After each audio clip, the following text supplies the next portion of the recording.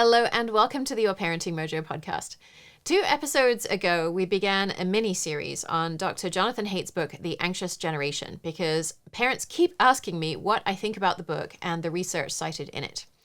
In the first episode, we looked at whether there really is a mental health crisis among teens, and particularly among teen girls. And we concluded that while there is some evidence of changes to teens' mental health, it is not universal or as big as Haidt makes it out to be.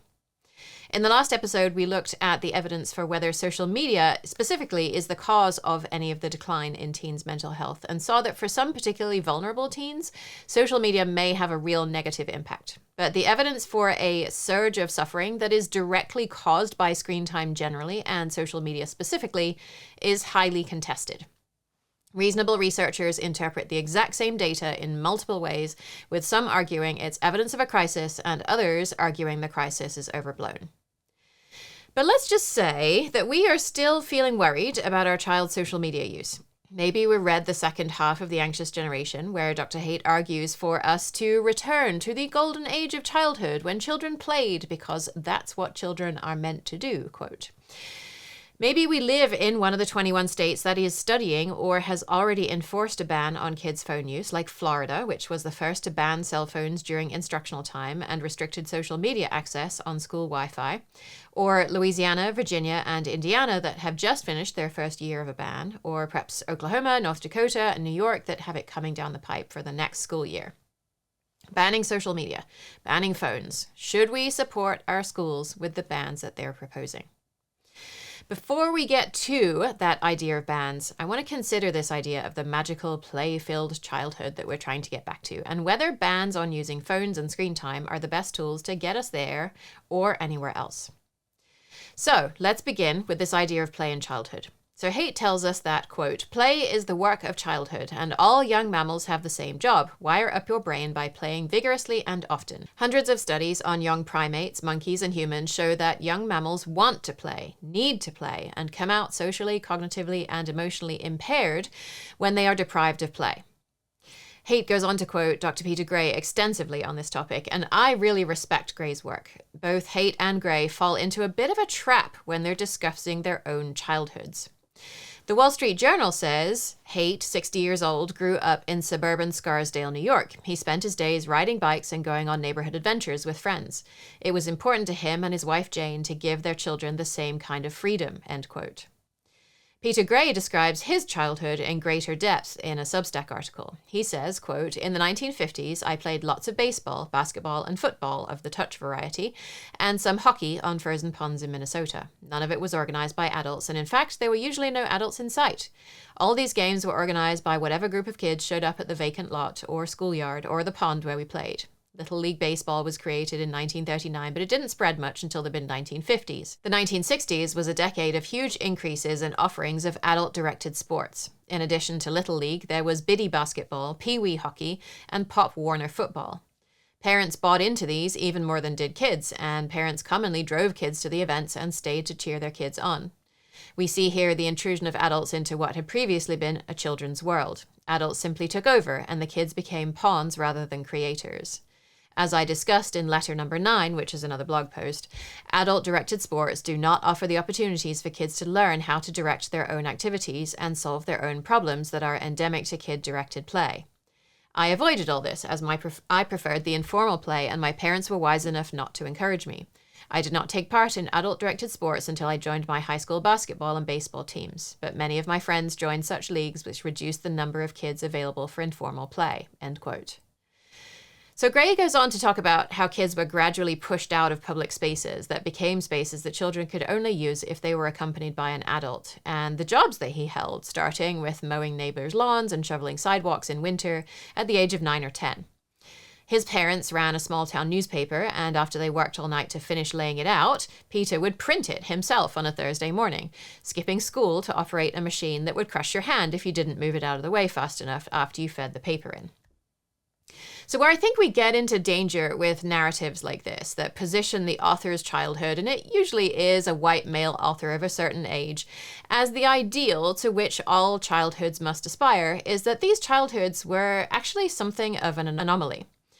Peter Gray says that his work experiences were, quote, valuable, not just because they gave me money that was my own, but even more because they quelled whatever fears I might otherwise have had about supporting myself when I became an adult. I was trusted to do responsible jobs and was paid to do them. Today, kids are anxious about their future, partly because they have little opportunity to experience the work world. By the time my son was a kid in the 1970s and early 80s, most of the kinds of jobs I had as a kid were no longer available to kids at those ages, and now none of them are, end quote. But things were not always so rosy. In colonial times, even very small children worked alongside their parents. Child labor was not federally regulated until 1938, and before that, many children worked in dangerous conditions. I found a Smithsonian Museum lesson plan pointing out that many people saw child labor as desirable after the Civil War. It was a way for poverty-stricken youngsters to support their families. The apprenticeship system had been replaced by industrial factories, where children were relied on as cheap labor in textile factories, on land their families didn't own, and in coal mines. Many parents lied about their children's ages to get around minimum age laws so their kids could work, and those laws were rarely enforced anyway. Segregation, discrimination, and poverty meant that many Black and immigrant children did not enjoy the same freedoms or safety in public play spaces as their white peers. In the summer of 1945, Washington, D.C. officially segregated public recreation spaces. 4 Black boys were arrested when their ball hit a street lamp outside a park they were barred from entering. In 1995, kids Aisha and Clendon Elmore went to play in an abandoned car because there were no playgrounds in their D.C. neighborhood. Faulty locks trapped them inside and they died from heat exhaustion. And Tamir Rice was killed in his neighborhood park in 2014 by a white police officer as Tamir played with a toy gun. For some kids, parks and public spaces have never really been safe places. Girls always had less freedom to play independently due to cultural expectations as well, and gender roles that kept them closer to home and under stricter supervision. Toys marketed towards girls throughout the 20th century focused on their role as homemakers, who should primarily be concerned about their appearance and taking care of babies. When you look at advertisements for these toys, it's hard to imagine the girls pictured in them playing pickup football or hockey on a frozen pond. In the 1930s, concern over women exerting themselves in sports led to the few universities that had athletic programs to drop them and hold less strenuous fitness classes and game days instead. It wasn't until the 1960s that research finally showed that women were capable of being athletes without having health or reproductive complications. I couldn't find any time use data stretching back to the 1950s, but in 1965, women under the age of 35 and girls were spending about a third as much time outdoors on outdoor recreation and active sports as boys. Half an hour a week compared to just under an hour and a half for boys. By 1975, the heyday of Dr. Haidt's idyllic childhood, young men and boys were spending over 3 times as much time outside as young women and girls, just under 45 minutes a week compared to over 2.25 hours a week for boys. The gap has slowly declined since then, but has continued on parallel tracks, with young men and boys spending 85% more time outdoors than young women and girls. Even today, girls interviewed in England report that there's nothing for them to do in parks, and they don't feel welcome or safe when boys are using the spaces. So the golden age of unsupervised outdoor play was indeed golden for a certain slice of the population, but that is not necessarily the case for everyone. So I think the narrative that we want to return to that golden age is really problematic. I also think it's important to consider what's actually happening when kids play by themselves. We can actually see this happen in schools where kids are highly supervised during classroom time, and then only supervised enough to make sure they don't kill themselves or each other at recess. And it's in recess where kids learn and pass on ideas about our culture from the older kids to the younger ones. Recess is where the boys take over the soccer field and grope the girls up if they try to play. Recess is where any boy who hangs out with the girls is ridiculed. And I remember being shocked when I read Deborah Van Oostdale's ethnography of a preschool classroom where some of the white kids were very distinctly trying on the use of power over their non-white classmates, looking to see whether anyone would notice them calling out the non-white kids' lower social status, and if they would be confronted for doing this. And by and large, nobody noticed and nobody was confronted. Many of you know that my daughter Karis attends a Not School program 3 days a week, which is a co-op model where there's a paid facilitator on the ground most of the time, and parents provide additional support as well. I've noticed a few things happening in that group that I think are relevant here. Firstly, while the kids have a lot of freedom to go where they want and do what they want, there is always an adult around to support them. There are usually 2 adults to 12 to 16 kids, so there are enough adults to know what's going on most of the time. And the adults are doing really deep work, being close enough that they can know what's happening in the dynamic between the kids, but far enough away the kids don't constantly perceive that they're being supervised. When there's a conflict between the kids, the adults step closer and help to mediate that if that's needed, and step back where it isn't. Because some of the kids are 6 and others are 12, the adults are making sure that the younger kids' voices are heard so they don't get steamrolled just because they can't articulate their ideas as effectively. They're making sure that even kids of the same age are truly listening to each other, not just waiting for their turn to speak. And because of this sensitive work, I don't see a lot of the same things happening in this community that I read about happening in schools. It's really common for the kids to have disagreements about who wants to be at a certain spot in a certain tree or who can use a particular toy. But I don't see the kinds of systematic exclusion that parents whose kids are in school tell me that their kids experience because their kid doesn't have the right color water bottle. Cross-racial friendships are not just common but expected, when this is often not the norm in schools. While there is a group of girls that hangs out together simply because the group is heavily female at the moment, the boys participate in that group too. We've been part of various iterations of not school groups with different facilitators over the years, and this experience has been a pretty common theme. There's always a high ratio of adults to kids, and what's important is the adults aren't telling the kids what to do. They aren't officially teaching the kids anything. There are no organized sports or lessons or anything. There are often offerings, which are activities that any adult or child can make to the group and that anyone is welcome to take advantage of if they want to, but nobody has to. So Haidt and Gray describe a shift from the completely unorganized world of kids, meaning boys, playing in whatever way they want, to the world of organized sports where adults control every move the kids make, as if these are the only 2 possible options. Either the kids run the show, which they say is better, or the adults run it, which means children lose something essential to their experience. But what if that's not the only way? What if this third way, where the kids make a lot of the decisions, but the adults are on hand to offer support, was actually better than both what's happening now and what Gray and Haidt want to return to? For this to be true, we would have to believe that perhaps school might not be the best environment to support children. I know Peter Gray believes that already. Haidt does not. The last chapters of The Anxious Generation focus on what governments and tech companies, schools, and parents can do about the problems the first part of the book raises. So since we're with schools already, we're going to go there in this episode. Schools have chosen to address the problem of kids using phones in the classroom by banning phones, which Haidt says is a good thing. He says that, quote, evidence that phones may be interfering with education in the United States can be found in the 2023 National Assessment of Educational Progress, which showed substantial drops in test scores during the COVID era, erasing many years of gains. But if you look more closely at the data, it becomes clear that the decline in test scores began earlier. Scores had been rising pretty consistently from the 1970s until 2012, and then they reversed. COVID restrictions and remote schooling added to the decline, especially in math, but the drop between 2012 and the beginning of COVID was substantial. The reversal coincided with the moment teens traded in their basic phones for smartphones, leading to a big increase in attention fragmentation throughout the school day. But it wasn't Kurt Vonnegut's egalitarian dystopia where the top students had to wear an earpiece that disrupted their thoughts. Instead, it was the students in the lower quarter whose scores dropped the most between 2012 and 2020. These students are disproportionately from lower income households, with Black and Latino students overrepresented, end quote. Okay, so I want to pick all this apart. So firstly, we'll look at the NAEP data since the 1970s for reading and math, because those are the scores that have been reported on the longest and that most parents are most concerned about. It's true that test scores had generally been on the rise from the early 1970s to 2012, and pretty consistently is an accurate descriptor of that rise. But this masks the reality that the gains were incredibly slow. 9-year-olds across the nation scored an average 208 points on the reading test in 1971, which gradually rose to around 215 in 1996. The first year accommodations like extra time and small group test administration were allowed.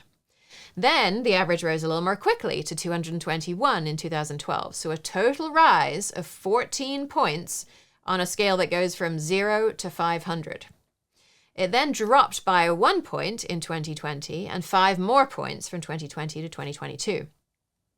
The math results are basically the same on a slightly more exaggerated scale, starting at 219 points on the same 0 to 500, gradually rising to 244 in 2012, dropping to 241 in 2020, and then to 234 in 2022. The data for 13-year-olds in both math and reading follows a similar trend, with the slow, gradual rise but a small decrease from 2012 and a much bigger drop-off during COVID. And the 2012 to 2020 drops are small, not substantial. We're looking at 1 point in reading and 3 points in math for 9-year-olds. 3 points in reading, 5 points in math for 13-year-olds, again, on a scale that goes from 0 to 500. A majority of students were not performing at proficient levels at any point, so it's not like we're seeing a massive drop-off from truly appropriate performance to inadequate performance. Haidt is correct to say that Black and Latino scores declined the most between 2012 and 2020. These students, along with American Indian and Alaska Native students, definitely have lower scores than white and Asian students, but they were by and large pretty flat between 2012 and 2020. I looked at all 3 groups of student scores in reading and math at grades 4, 8, and 12, and the only downward shift I saw among these students was a 3-point drop in reading scores among Black 12th graders, and again, this is the 0 to 500 scale.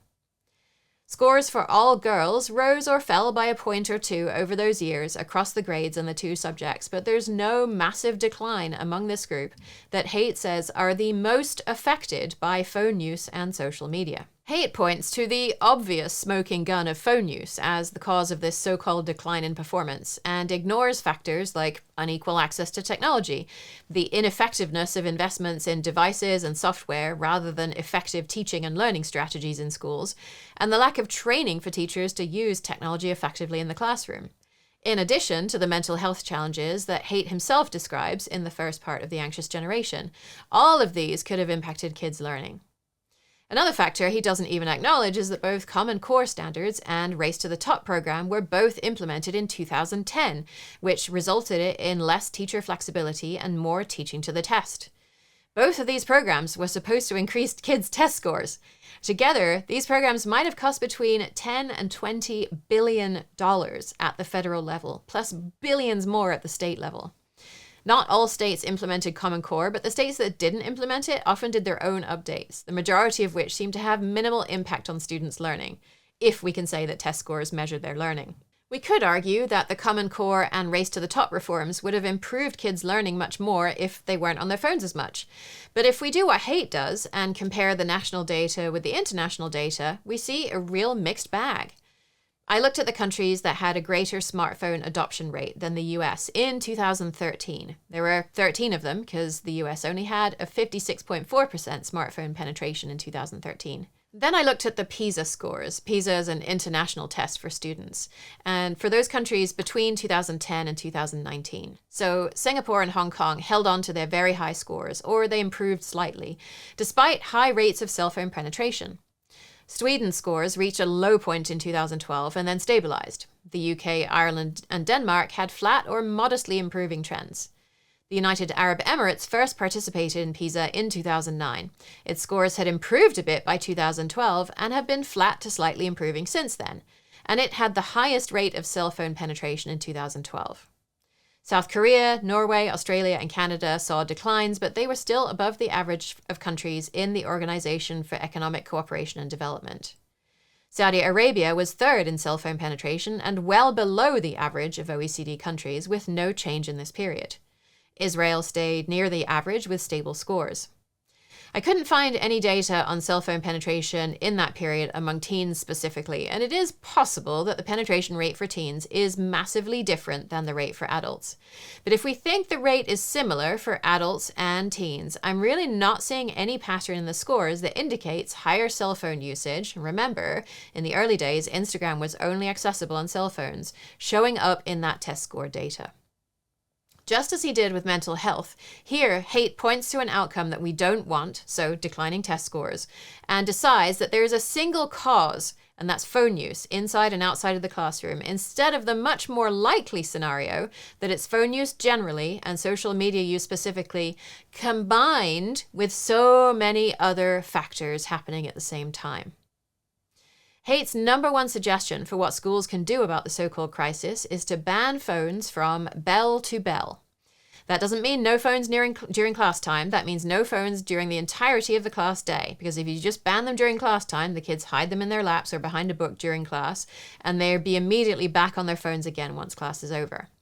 He's not arguing for internet-free schools or students, although other people certainly do make those arguments, and we might pause for a moment to consider whether any declines we find in test scores might be as related to digital learning in the classroom as much as to distractions by phones, which could be the topic of an entirely different episode. But he definitely wants to ban personal devices that constantly ping with alerts, which he says is, quote, most disruptive to learning and relationships, end quote. I only want to briefly review the research on smartphone bans in schools because the state of the body of research as a whole is about what you would expect if you listened to the first couple of episodes in this series. A quasi-experimental study in 6 Danish schools implemented a 4-week ban on smartphone use, but only during recess. The researchers observed students systematically and also had the students complete questionnaires and found a significant increase in moderate physical activity, but vigorous activity decreased slightly. This effect was observed across genders, grades, and both indoor and outdoor recess environments. The study took place over 4 weeks, which is relatively long by the standards of this kind of study, but that's still not long enough to know if the effects would hold in the longer term. There weren't any control schools, so we can't be sure the cell phone ban was what caused the change. There were also some challenges in the implementation. At the end of the study, 32% of students still confessed to using smartphones during recess, so we can't really say there was a ban in place, and the study only focused on recess, not on classroom activities or overall academic or social outcomes. The study was done during the pandemic, so they had a variety of policies related to outdoor recess that may have affected the results because kids' activity increased the most in schools with mandated outdoor recess. A cross-sectional study compared 30 English secondary schools with restrictive phone policies, meaning phones weren't allowed for recreational use, and permissive policies, meaning phones were allowed for recreational use in certain times and places. The study did not find any significant differences in students' mental well-being, anxiety, depression, academic achievement, disruptive behavior, sleep, or physical activity. The so-called restrictive schools often allowed students to keep phones in their bags or their lockers, so students' actual access to phones may have been quite different from what the policies intended. The restrictive policies did reduce in-school phone and social media use, but not kids' overall daily or weekly use, which was my first thought when I read about phone bans in the anxious generation. Isn't it likely there will be a rebound effect where kids just use their phones more outside of schools? And this indicates maybe, yes, that can happen.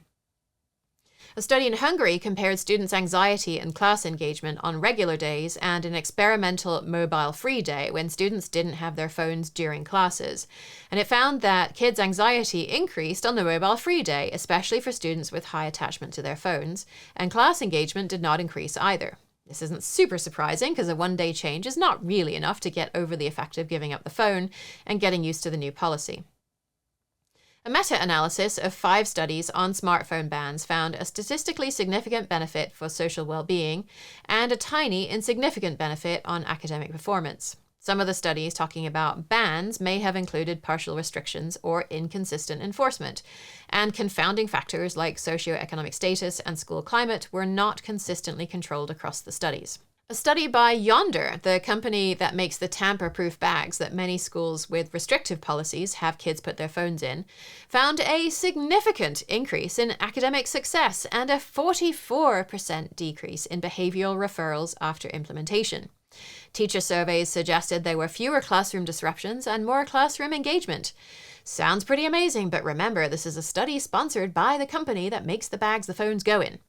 There was no control group, and the analysis does not control for issues that could have confounded the results, like changes in teaching staff, curriculum, or other school policies. They just assumed that any improvement in grades was due to the implementation of the Yondr pouches. The study methodology is barely described, and the statistical analysis looks like it was written by a marketing expert. New York Magazine reports that Yondr is actively paying lobbyists to push for phone bans in schools and gave away pouches at the New York State United Teacher Union's conference. We can hardly say that this research is impartial or trustworthy.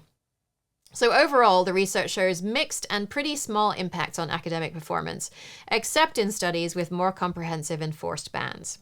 There's also no strong evidence that bans improve student mental health or well-being, but all of this could be a result of a ban being a reduction in access rather than an actual ban. Honestly, it really shouldn't be too hard to figure out whether banning phones help children's mental health. I hope that a whole lot of researchers in the 21 states that have implemented or are considering bans are setting up really robust studies right now to compare what happens with children who live in those states with the ones who live in states where phones are not banned. Because if phone bans really do make a difference, we're going to see the effect of that, right? We're going to start to see mental health indicators improving and test scores rising and disengagement with school dropping. I hope that at least some states can not implement bans for at least 5 years so we can do some robust comparisons, although with the pace that changes are coming right now, I imagine it's going to be hard to maintain that control sample. What I'm ultimately more interested in than bans is why we need bans in the first place. Dr. Haidt has started hosting blog posts from other authors on his After Babel blog. On May 30th, 2025, After Babel reposted a Substack post from public school PE teacher Gilbert Shurek, whose Substack is called Fit to Teach. The post is called My School Banned Phones for the Year, Here's What Happened.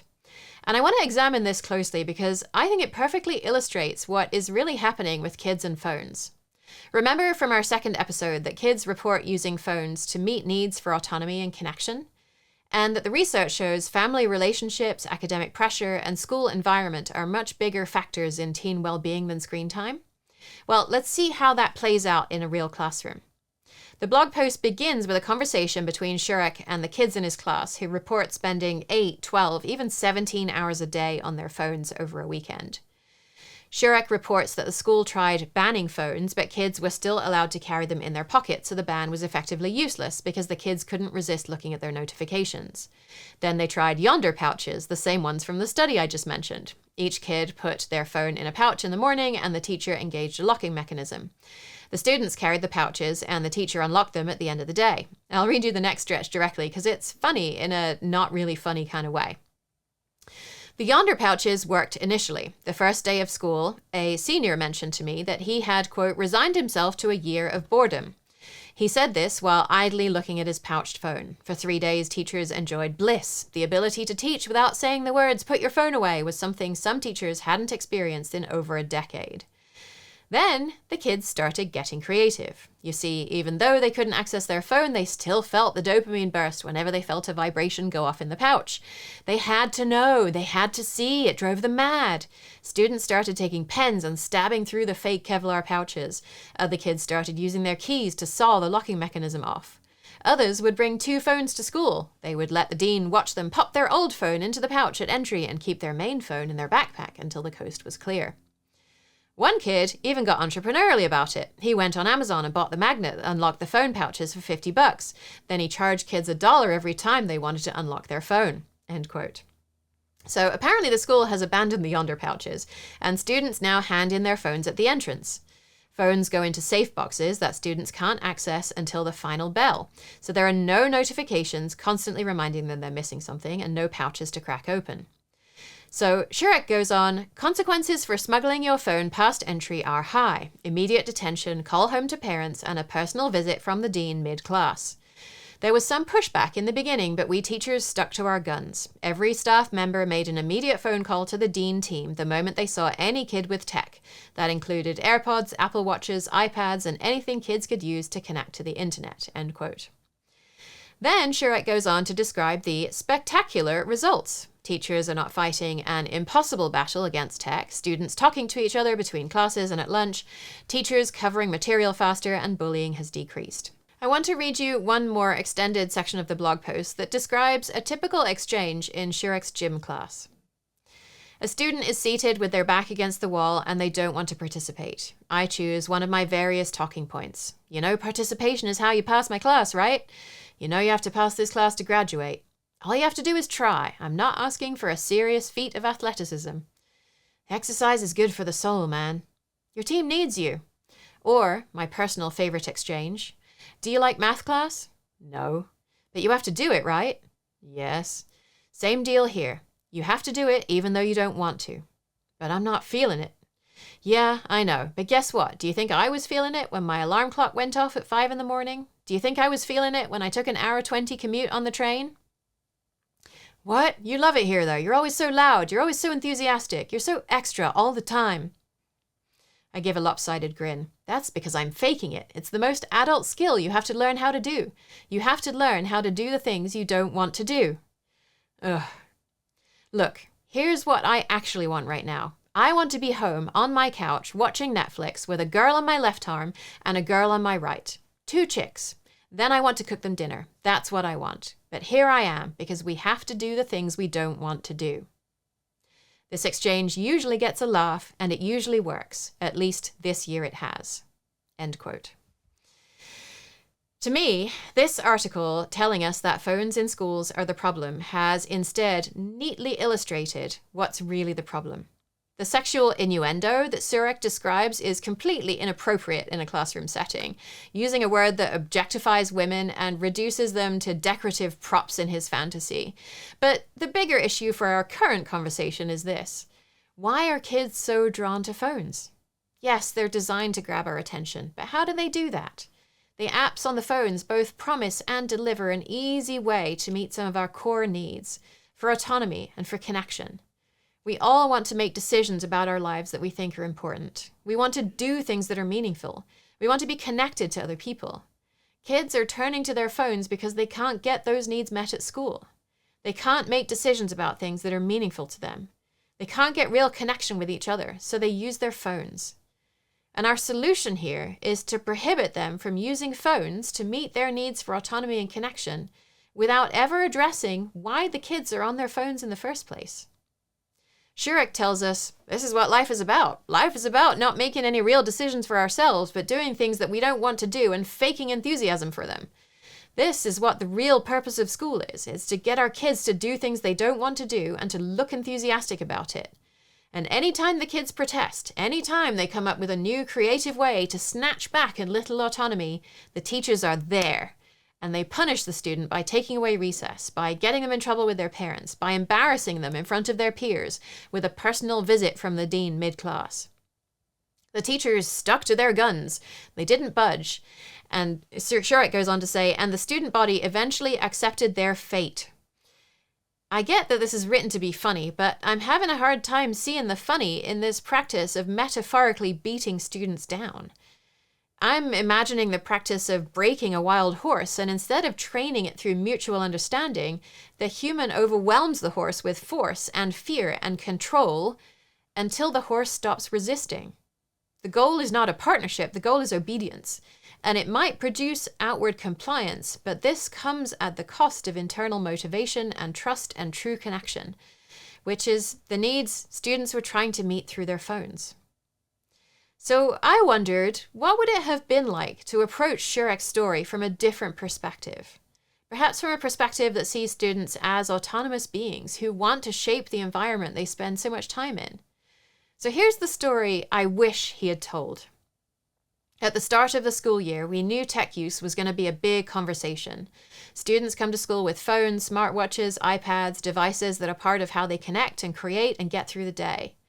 We also knew that nonstop access to tech can make focused learning really hard. So instead of handing down a no phones policy, we invited students into the process. We asked them questions like, what role does tech play in your school day? When do you think it's helpful? When does it get in the way?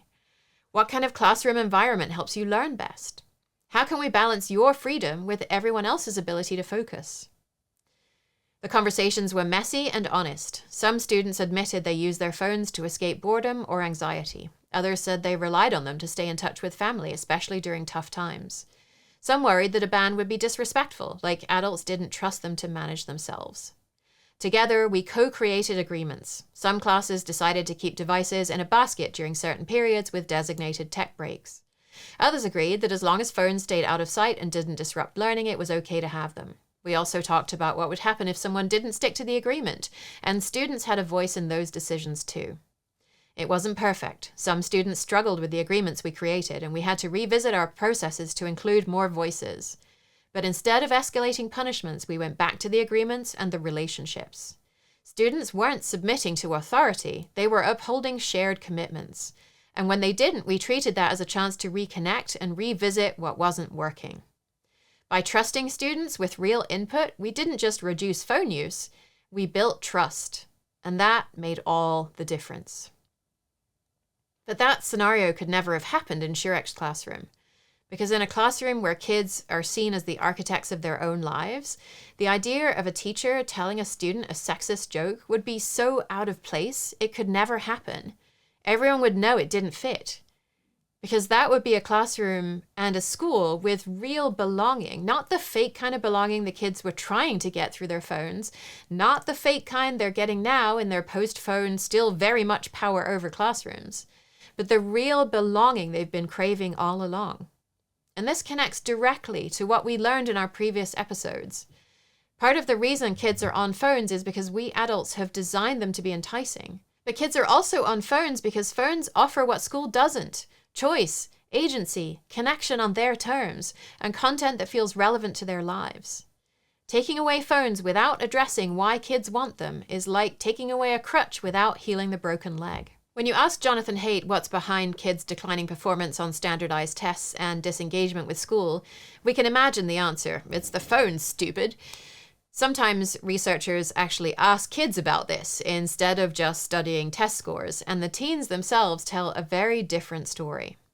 They say that school engagement is fostered by supportive relationships with teachers and staff, opportunities for real choice, relevant and hands-on learning, and classroom environments that focus on individual growth and effort rather than just test scores or grades. Strict punitive rules are associated with teens' disengagement, along with irrelevant or boring curriculum, peers who are disengaged or who exclude other youth, lack of respect or unfair treatment by adults, and limited autonomy. David Deal, who was then at Pepperdine University, asked formerly or currently incarcerated Hispanic men with gang affiliations about their elementary and middle school experiences for Deal's PhD thesis. Many of the men described experiencing a profound sense of alienation as early as elementary school. Deal says the angst of being humiliated, excluded, or misunderstood by their teachers was clearly unforgettable, wielding a strong influence on their sense of belonging within the school setting, end quote. One man was bullied in second grade and turned to gang members to get the protection he needed. Another found a sense of love and belonging that he couldn't find in his own family or social circle. The theme of respect came up often. When children don't believe they're respected in school or by their peers, they turn to gangs to get that need met. Many of the men shared experiences of specific teachers with whom they connected and whom they identified as caring and trustworthy. But very often these were isolated experiences, remembering one specific teacher in 15 years of schooling, indicating that most of their teachers were not able to create this experience for them. Some researchers in Spain worked with middle schoolers in several different schools to co-design ethnographic research on the middle school experience.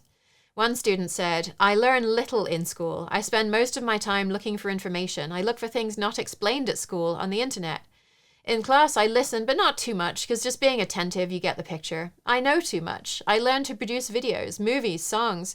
The camera, I know a lot about videos, effects, how to assemble a video, and so on," end quote. An adult researcher on that project observed, quote, "What the students learn in school somehow helps them to understand the outside world, but what they learn outside is not usually incorporated and taken into account at school. Only in a very few classes teachers pay attention to their children's experience, knowledge, and understandings.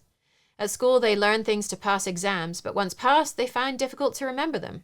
They tend to remember what they learn outside because for them, this learning is more meaningful, is more related to their experiences, interests, and social and emotional relationships. Although digital technology is increasingly incorporated in classes, it is used differently inside and outside school. Within, often its use places them as spectators and recipients of information. Outside, its use increases their responsibility, agency, ability to scan information, to communicate, and to express." End quote. So if the alternative to using phones is to resign yourself to a year of boredom that you didn't choose, punctuated by demands to do more activities that you both don't choose and don't like doing, is it any wonder the kids want to keep their phones? And what if this idea that life is about doing things you don't like and faking that you do like them? Really? Is this the highest hope that we have for our kids' lives? The goal of doing things you don't like and pretending that you do is so important that that's what we spend the vast majority of time in school training them to do? And I know you worry, well, if my kid doesn't learn how to do things they don't want to do, how will they make it through life? And to that, I say, when your child comes across something they don't want to do that happens in service of a goal they very much want, they will do it. I'm thinking of a specific example that happened in our home a few months ago. So my daughter Karis has started her own pet sitting business. We started out by emailing our neighbors and asking them to let us know if they ever needed help with pet sitting or dog walking, and our timing was awesome because several of them went away for the holidays last year, and she earned about $450 in 3 weeks. So early this year, she decided she wanted to take her business to the next level and start marketing to people beyond just our neighbors. To do that, she wanted to have her own website. And when we talked about the things you can have on a website, we listed out the qualifications she already has, which have mostly come through the training she's done at the shelter where we volunteer. We realized that if any of the pets in her care had a medical emergency, then she wouldn't know what to do. So we found that the Red Cross has a pet first aid course. She signed up for it and she started the lessons. And let me tell you, this course was an utterly miserable experience. So we've learned over the last few months that Karis is likely dyslexic. She can decode individual words, but she has challenges with her working memory. So she can't both decode and retain the meaning of what she's reading at the same time. And that Red Cross course was entirely written content. So I wasn't willing to read the whole thing to her, so we investigated screen reader options. The best one that we found required that she copy and paste the text from the page into the reader, and then it would read it back to her in a mechanical voice, and it would stumble over every single contraction and every single acronym. The course was also trying to teach CPR from written descriptions, which is a complete waste of time. There's just no way you can understand how to do it without practicing it, or at the very least, seeing somebody else do it on a video. Luckily, I'm CPR trained, so I taught her how to do it on a big stuffed elephant, because otherwise she would not have known any more about how to do CPR after the course than she did before it. The multiple choice tests were awful as well. They weren't the kind of tests that tried to test your knowledge. They were the kind that picked up on some minor detail and tried to catch you out by seeing if you could distinguish it from a bunch of other minor details to see if you were paying attention. The whole experience was so miserable that at times she was literally rolling on the floor, moaning about how bad it was. But she got through it. She really wanted to build this business, and we've talked about how adults don't trust children as much as they trust other adults, so she has to do extra work to prove that she's trustworthy, and she knew that having this certification on her website would help her to build her business. And it has. We get a consistent stream of people reaching out, and she has several $100s in a retirement savings account, and she's saving for a freeze dryer because apparently freeze-dried Skittles are amazing. I think it's really important to see that Gilbert Shurak isn't being totally honest when he says that life is about doing things that you don't want to do and pretending that you like them. Because Shurak got to choose to be a teacher. Maybe he doesn't love his commute, but he can also choose to live somewhere else. He could choose another career if he wanted. Kids in school have very little agency. They don't get to make choices. So taking away the way that they get most of their need for agency met and replacing it with yet more things they don't choose, while thinking the whole thing is a game where we all work together to break the kids' will that's pretty amusing to the teachers, may not end up helping kids much either. It's possible that involving them in the process of choosing how phones should be handled in schools could teach them way more than anything else that they would learn from a curriculum. Shurak even concludes that school phone bans won't completely address kids' challenges. He described the process of giving phones back to the kids at the end of the day, where they descend on the dean like a, quote, crowd of hyenas catching the scent of stinking flesh. He says, the kids are not all right whether we ban the phones or not, and I assume he's referring to school bans here. Because kids are going to use phones outside of school too, which brings us to the last main idea in this series of episodes, which is what we should do with phones at home. This brings us also back to full circle to something we established in part 1, that the problems kids face are complex and multifaceted. Academic pressure, family stress, economic uncertainty, social isolation, these are the factors that research shows have the biggest impact on teen well-being. But phones are much easier to regulate than those deeper issues. The question really to me is, are we choosing the easy target because it feels like we're doing something, even if it's not a very effective thing? If you missed the last couple of episodes where I dug into the research in the anxious generation on the so-called teen mental health crisis and whether phones are causing this specifically, you may not also have heard that my daughter, Karis, is about to be 11 and she doesn't have a phone. She's actually never asked for one, and when someone we just met commented recently about how kids these days are always on their phones, she said she didn't want to have one, and she wouldn't want to have the kinds of interactions where kids sit next to each other and text each other. She does have a tablet that she uses to play Minecraft and other games, but she doesn't use any social media, and she doesn't have any interest in it either. So I'm personally coming at this issue from a bit of different perspective than parents who might be seeing their kids spending a lot of time on social media and who are worried about those changes they're seeing. And I'm essentially trying to put myself in your shoes and address this question from your perspective.